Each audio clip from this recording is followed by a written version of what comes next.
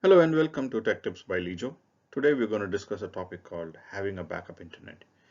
Backup internet is not a new thing, but not a known thing by a lot many people. Everybody have heard about backup power supply. We live in societies, we have backup power supply. Some of you might have an inverter at home. Some of you also would have purchased devices that gives backup power to your internet modems so that during a power outage, your internet still keeps working.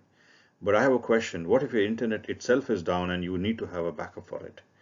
Well, I'm sure some of you have found solutions by getting a dongle or a Wi-Fi device, or a portable Wi-Fi device that you can immediately latch onto during an internet outage.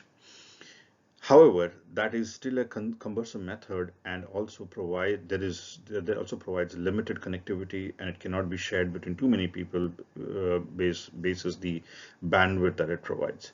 What I'm going to talk about is how to have multiple internet connections connected to one Wi-Fi device in your home, and that device takes care of ensuring that you always get internet connection. So, what are we going to cover today? Why is backup internet needed? I think I've explained a bit of that. How do you set this up? How difficult it is, and what does it cost? So the concept of backup internet comes from two types of devices, and they're called dual WAN or multi-WAN routers. Now, typically used in enterprise networks where there are multiple internet connections so that they have a reliable connectivity within their office premises or in their network, can also be used in home networks to do the same thing. Right? So since you have home offices, it becomes important that you have a reliable internet connection. Now, one internet connection is reliable, but when that connection is down, you do not have any other alternate source.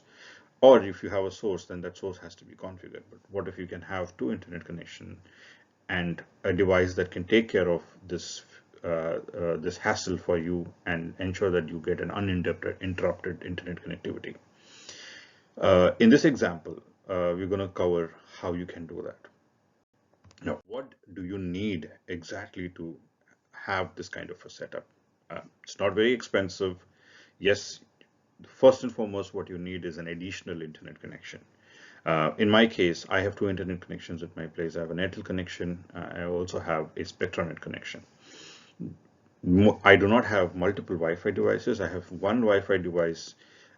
All my devices talk to a device in the backend which manages both Airtel and Spectranet, and I get seamless internet connection between both the devices, between both the internet connections. All my devices in the house have internet connection, and any internet that goes down, none of the devices in the home or none of the users in the home realize that there is a downtime on one of the internet connections.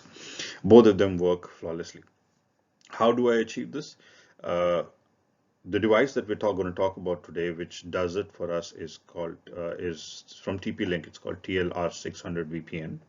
It's a very tiny device. It's a relatively inexpensive device. There are other devices in the market from Cisco which are expensive. This device comes in the range of 3,500 to 4,000 on Amazon, while the Cisco ones starts from 10,000 plus. So I would not want to go for a very expensive device to have I want to have an inexpensive solution. Also, my backup internet is also relatively cheap, so I don't pay a huge cost on it. I typically use it as a backup, which means I'm currently not configured it as a backup, but I can use it as a backup, which means I will only start that connection when my Airtel is down. So my second choice of internet is going to be relatively cheap. So that keeps the cost in the pocket low. So that's all what we need. We need a TP-Link R600 VPN device. We need two internet connections, and probably we'll also need a Wi-Fi device so that you can have a Wi-Fi connection within your home network. So that's what we need to create the setup. Now, how do we do this? Is what we'll see next. As you've understood, the overall cost is going to be cost of an additional internet connection that you pay for, and the device which is a one-time purchase, which ranges from 3,500 to 4,000. The price keeps varying on Amazon, but that's the range in which you will find this. What is the output that you get as speed? These devices are a 1 gigabit devices, which means the maximum output that you will get is a 1 gigabit. It can take the TLR600 VPN can take up to 4 internet connections and give you one output, a maximum throughput of 1 gigabit. So if you have, say, two internet connections of 200 Mbps each, you can have a collective 400 Mbps output, or you can have a load balanced 200 Mbps output. Both are possible. So if you need dual speeds because you have two internet connection, you can do that, or you can balance the load between them and still have 200 Mbps, but all the devices in the house have consistent speeds. All right, so how do we do this? There are two ways of doing it. One is to configure the existing modem that is being given to you by your ISP in a bridge mode, or to leave your existing connections as is and use them in router mode and let TP-Link only do the load balancing. The benefit of converting your internet modems from the router mode to a bridge mode, if you know how to do that, is that TP-Link can control your internet connection and can understand when a connection is down. There are other ways to determine that, but the automatic method of TP-Link will fail to determine if your connection is down if your current ISP modems are in the router mode. But having said that, there are ways to reconfigure it so that you can bypass this hassle that you come across that I'm referring to convert your modem that your ISP provider provides from a router mode to a bridge mode. What is the difference? When you keep that in a router mode, the connection of your ISP terminates there, and from there a private IP is given to your home network. If you convert that into a bridge mode, the device acts from your ISP acts as a bridge, so your TP-Link router can then start dialing the connections to the internet. But as I said, it is not important that you need to convert the devices from your ISP into a bridge mode. If you do not know how to do that, just leave it as it is. I'll explain you how to work around it and still get the same functionality from the device. Okay, so what you need to do, as you see in the image above, from the back of your ISP modem, each ISP modem will have at least 4 LAN ports. They will be labeled LAN 1, 2, 3, 4.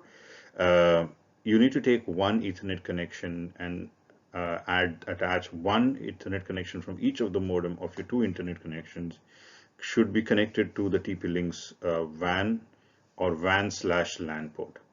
Keep in mind the last port on the TP-Link is a dedicated LAN port. That is what you will connect to your PC or laptop for configuring the device. And once the configuration is completed, connect it to a Wi-Fi device so your home can get Wi-Fi from the TP-Link. And the first port is a dedicated WAN port, and the remaining 3 in between are interchangeable LAN versus WAN port. And we will see how it works and what is the difference as we proceed in the demo. But what we are doing is we are taking one connection from both the modems and plugging them into the WAN/LAN